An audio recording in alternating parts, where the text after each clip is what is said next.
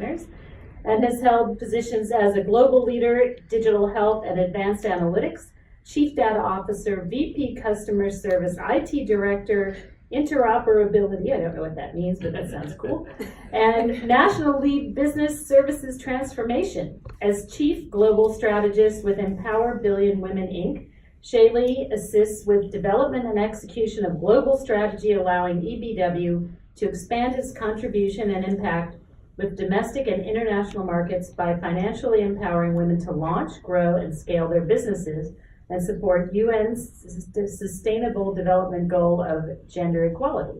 She has a special interest in addressing mental health for women in the workplace. And boy, have I got a place for you to start.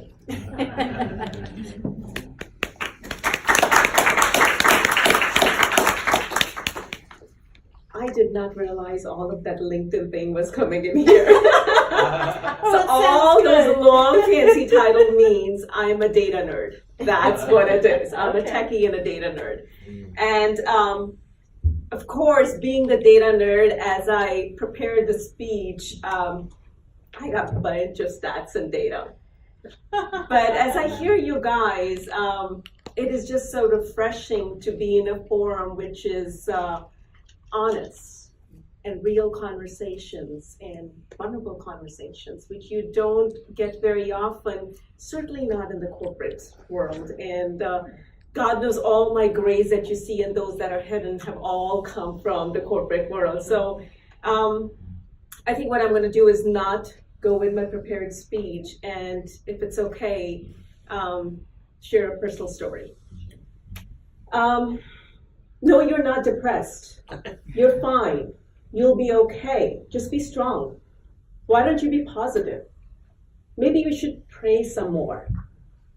Are you sure she's up to handling all that's on her plate? You know, we've heard she's depressed. If you've heard any of these words, or people, somebody you know, has maybe come across these words, then maybe my story will resonate with you. I'm Shaillee Chopra, and I have bipolar 2. My first experience with depression was when I was 3 years old. Growing up in a household, looking back, probably my father was depressed. It's possible. He was also on the spectrum of bipolar, so was his family. But no, we did not talk about it. I grew up in India. That culture, you absolutely do not talk about mental health issues. And I wouldn't blame them. Not only do we not talk about it, it is also very possible they did not know it. None of us knew it. I certainly did not know the term depression till almost I was in my 20s. I moved to US after completing my high school.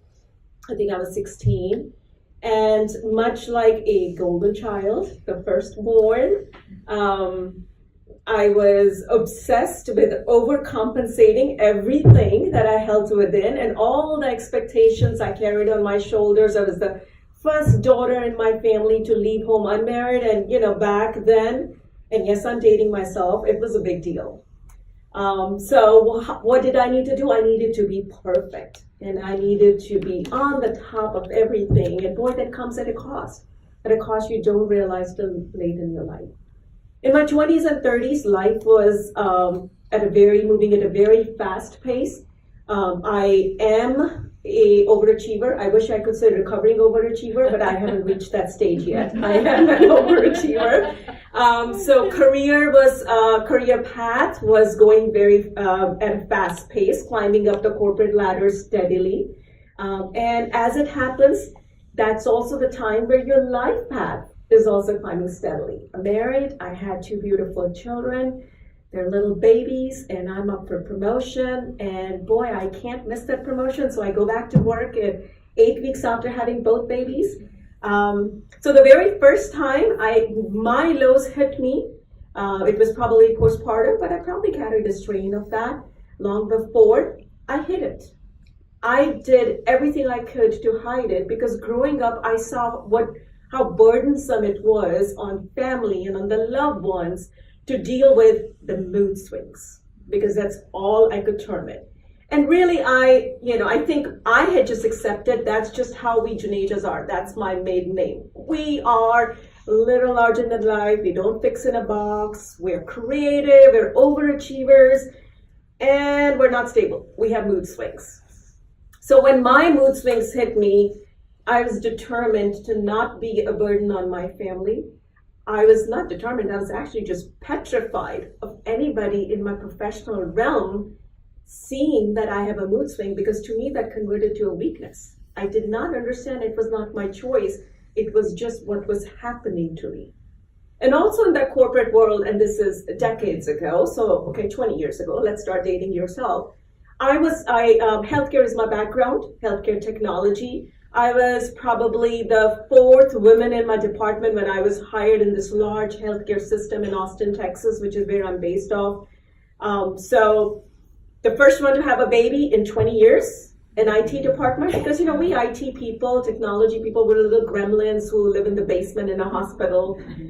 So no, there was no mother's room. When I came back to work, I had to really literally take a conference room, roll my chair up against the door, and pump at that time and put a note on there, no, please do not knock. I'm not going to open the door.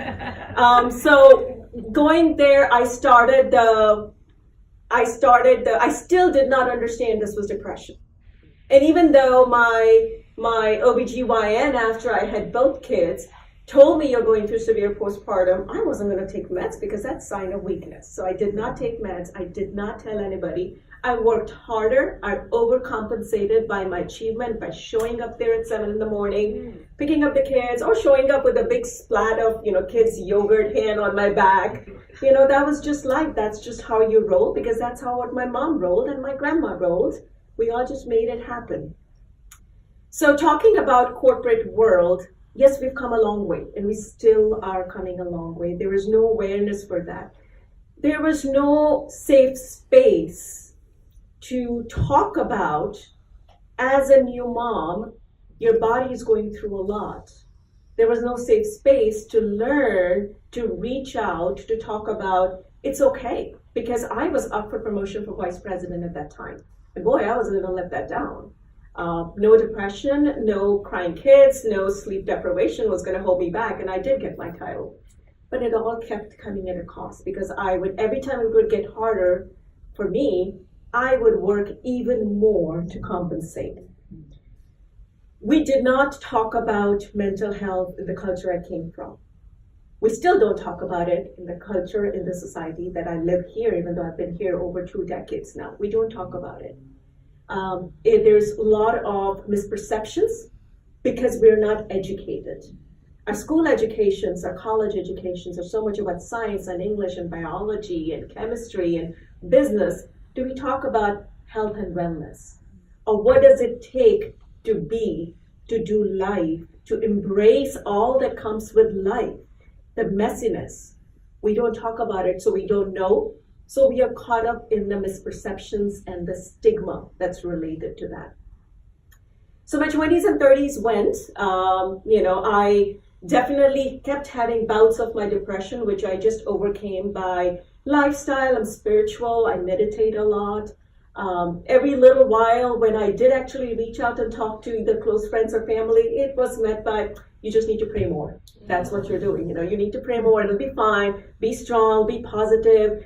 You've got your beautiful children, great husband, great job. Why are you depressed? You have no reason to be depressed. I don't need a reason. I don't choose to be depressed. I am depressed.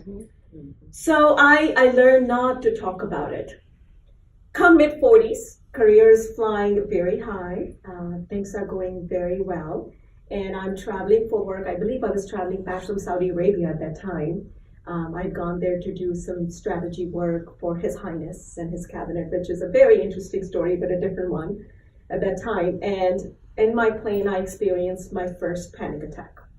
I did not know what that was. I had never experienced this. I thought I was having cardiac arrest, but my brain kept going, damn it, you run 3 miles every day. How could you be having a heart attack? It was not, it was a panic attack. In my mind, I think, all right, let's go to the doctor. Let's take 3 days off. It'll be great. I can catch up with the cleaning the closets and, volunteering in the schools, and I'll get better and I'll get back to work. It didn't happen. It was my time to unravel. it was my time finally to stop holding it all together and break apart, fully break apart, so I could be put back together right this time. When I was at the doctor talked about something within me, just prompted me to talk about, I know you're talking about anxiety, and yes, work is high stress. I'm doing a lot of international travel. In addition to national travel, I'm leading a large team that across the states. So, my work day starts at 5 in the morning, ends at 8 at night, and I'm doing life in the middle as well with 2 young children. Something within me just prompted me to say, but by the way, I also think I have depression. And I've had it since I can remember, and I think it runs in my family. And then started the battery of tests. Oh, you must go see psychologists. And the fact that you have anxiety and you have depression, you're bipolar. And that was like the end to me. I think just the term when it was said to me, you're probably bipolar, I did not know how to hear it, let alone embrace it. And I think that was probably the darkest time of my life, where I would lecture people in my team about self-care and meditation and take your time. But when it came to me, I was shocked to realize how deep of shame and stigma and fear I harbored within me. Because I saw myself as that crazy person. I cannot show up in the world. I'm crazy. What would my family think about me? My work, my career, they could never accept me as whole or capable or competent. And it's as if the world fell apart, and it did for about good 8 weeks, after which a good friend of mine showed up with a big bottle of wine, and after they'd finished that and one more, literally, physically point me on my head and say, you're done moping. So, okay, you're bipolar, now what? And then I decided, okay, it's time to channel in my inner OCD type A crazy person, because it's going to be Shaillee versus bipolar. So I decided, all right, I'm going to develop a game plan for it. But before I develop a game plan, I just wanted to pause and really soak in the reality.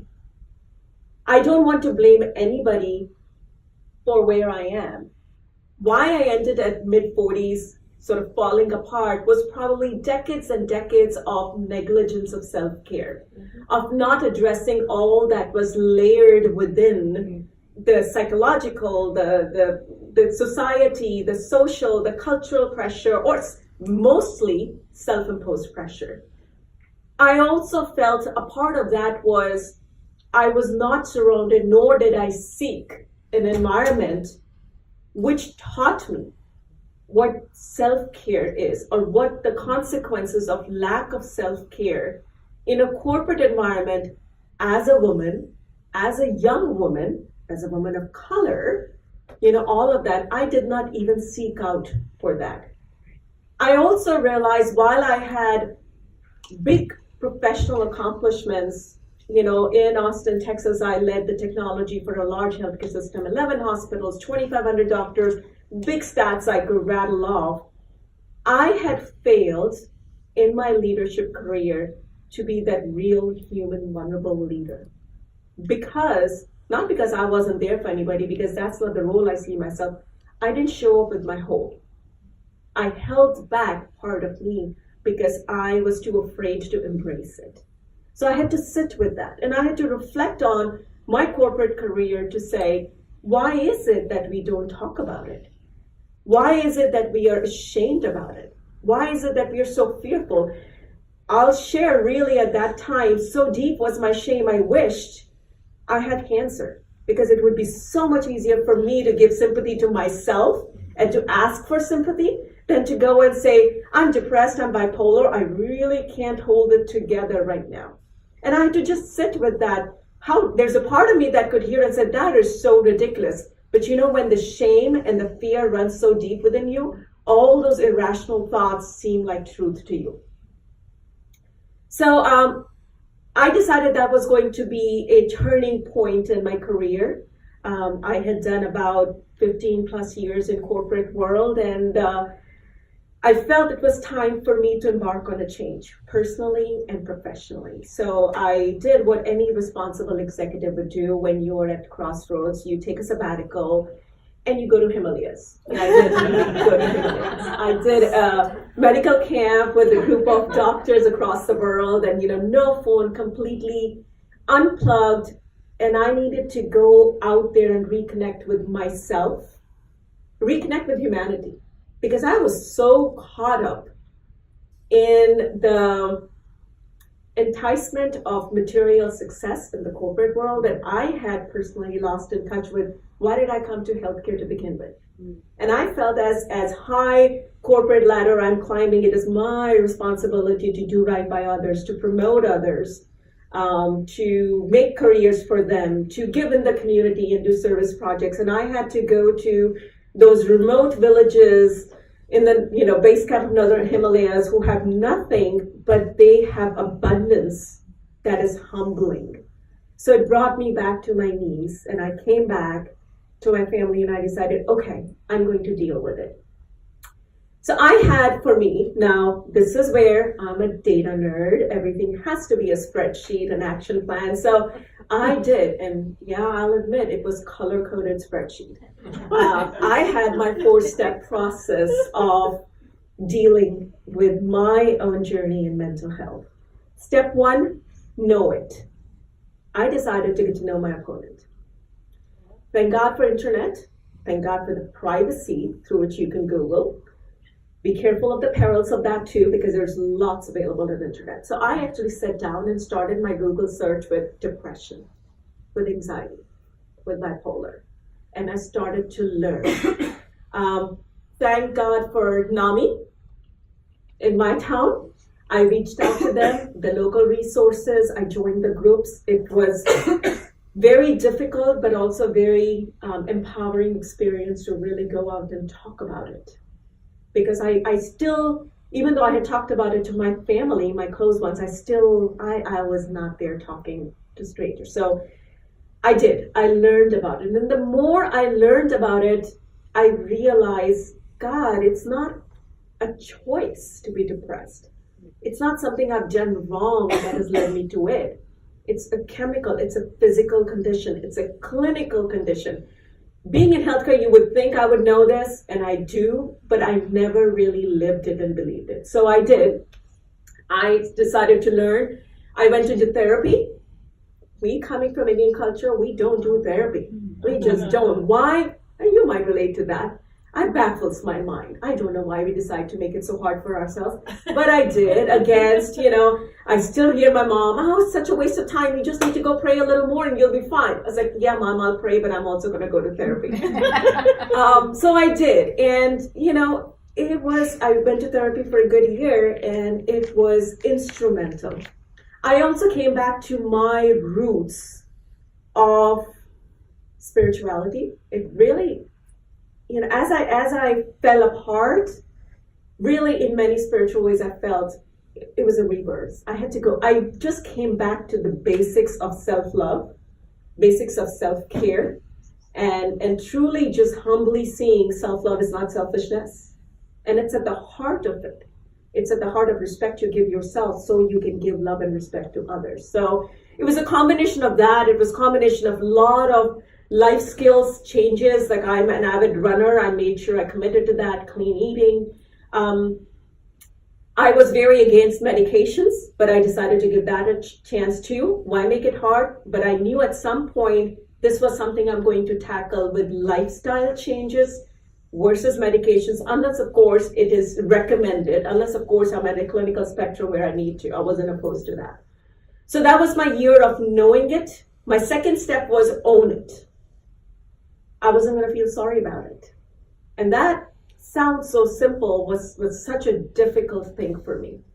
I was going to learn now to see myself as a victim, as a patient. Bipolar, mental health, was a condition I had, not my identity. I had to say that to me over and over again. I am not bipolar, I have bipolar. I have depression. I am not a depressed person. I have depression. And as simple as that sentence sounded, to me, it was transformational. It was one of my mantras. So I decided I was going to own it. And a big part of that was learning, gathering the courage to talk about it. Tsunami taught me that. On that. My third step, I hope I can say this, I decided I was going to kick ass. So here I've said ass. No. This is where my type A comes into play. If I was going to do it, I wasn't going to get defeated. So there, channel your craziness in a good way. So, it became about discipline, commitment, committing to the self-care routine, relearning self-care, because we all know it as kids and we are terrible at it as adults. And so I decided I was going to do it, and I was going to keep at it, even the days I didn't want to go for therapy, even the days when I was feeling blue, even the days I doubted my competency. I went back to work. I forced myself to went back to work. I was off for 6 months, and I decided, I thought I was almost at the threshold of getting a senior vice president position. There's no way I'm going to get that promotion. But I decided I was going to go and face it, and I went back and I realized that didn't carry any meaning for me anymore. It had shifted what I wanted to do in healthcare. So I accepted that was as much grace and a lot of bottles of wine. That, okay, you didn't get it. Come on now, get up, dust your butt, and you're gonna walk ahead. And the last step of my 4-step process was be kind. That was the hardest thing for me to do, is to learn compassion for myself. To be kind, to embrace my imperfections, and to show up as a whole. So even though I had 15, 20 years of corporate leadership experience and all these big accolades in my career behind me, I learned to show up differently in my life, in my personal relationships, in my professional relationships. And as I have heard the feedback echo back to me, it's stunning to me. I was that stuck-up person before, and I didn't see that about myself. Because now I hear I'm more real, and I'm more relatable, and I feed on relationship, and I want to relate to people, and I want to say, yes, go for your next promotion or next business or next big goals, but don't forget to live. Remember, all of that is what you are going for, is not what you are. Those are two different things. So in my journey now, I support two foundations that are very dear to my heart, two missions. First one is International School of Story, where I am the co-producer of a web series called Voices of Hope. I believe in the power of story. The day I learned to embrace my story, to own my story, and more importantly, to share it, that day I realized how normal it was in my head. It wasn't that big a deal. And it empowered me. It shed layers, and it empowered me to own it fully. And it gave me hope. Whether that gives somebody else hope or not is icing on the top. So Voices of Hope is a web series where we interview really conversational people who are struggling with mental health or the stigma, or have overcome it or working through it. So we elevate the stories of that. Second part we do in International School of Story, we work with corporations in teaching a 5-step process. We like to work closely with the executives, because it's true, it's lonely at the top, and we're so caught up in trying to do things for others, we don't learn how to do it for ourselves, on how to deal with depression and anxiety, and how to model that cultural change in corporations, so you can truly create a culture where it is normal to talk about mental health. It is not stigmatic, and you can be more open about what resources are available. So those are the two things we work with, International School of Story and with Empower a Billion Women, which is an organization focused on promoting the financial empowerment of women. And I can't remember who said it before, financial empowerment means nothing unless there is personal empowerment. So both of these missions are very closely tied to my heart. I'd love to answer any questions you would have about that. And thank you for giving me this opportunity to share.